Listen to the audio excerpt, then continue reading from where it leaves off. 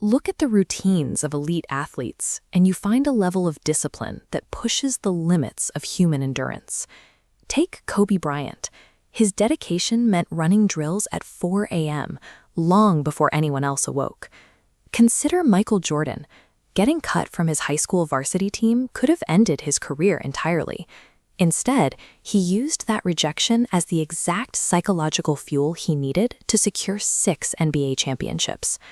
Or watch Serena Williams during the highest stakes moments of a Grand Slam match. She exhibits a terrifying, laser-like focus, completely tuning out thousands of screaming fans to concentrate on a single point.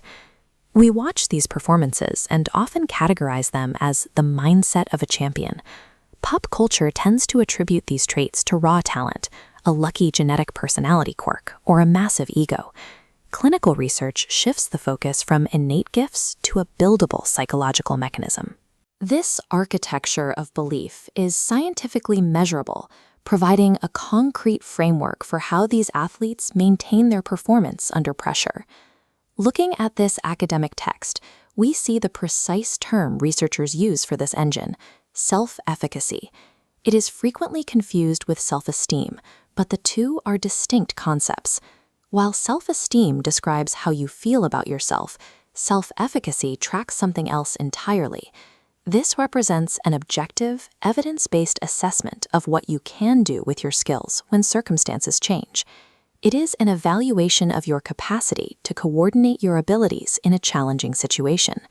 This belief system operates like a physical structure. It is constructed upon 5 specific psychological pillars, and because it is built, it can be reverse engineered. Reaching the peak of any field depends on systematically programming the brain to expect success by feeding it undeniable internal evidence. This feedback loop illustrates the first and most powerful pillar: performance experiences.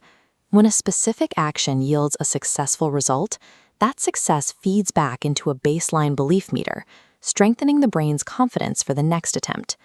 Think back to Michael Jordan's early rejections. He processed those failures as performance data rather than a lack of innate worth. A missed shot or a cut from a roster simply signaled that he needed to adjust his effort. Once a baseline is established, 2 other pillars come into play: vicarious experiences, which is learning by watching others, and imagined experiences, or mental visualization. Cristiano Ronaldo relies heavily on these methods. He studies the mechanics of other top players and engages in mental rehearsal, mapping out his movements before he even steps onto the pitch. Elite athletes use physical drills to gather and visualize psychological evidence, proving to their own nervous systems that they are equipped to handle the pressure.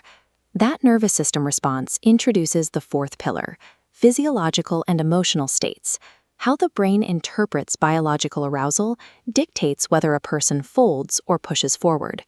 Looking at this representation of an adrenaline surge, you can see the sheer biological force at play. For most people, a skyrocketing heart rate triggers a sense of panic.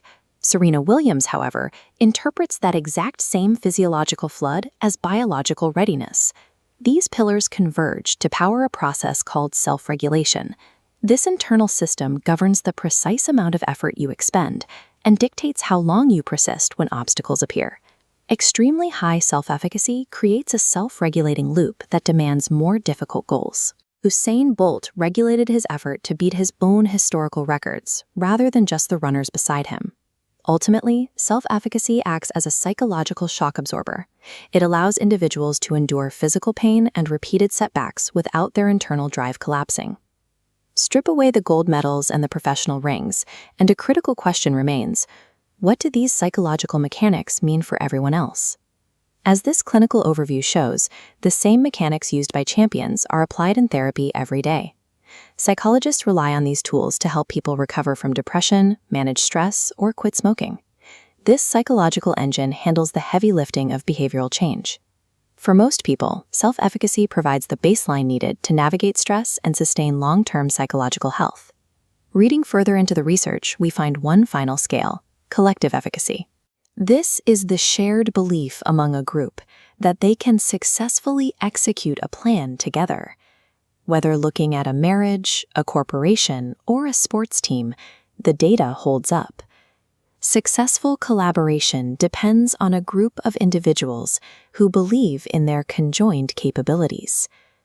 Systematically gathering evidence of your own capabilities allows you to rewire your brain.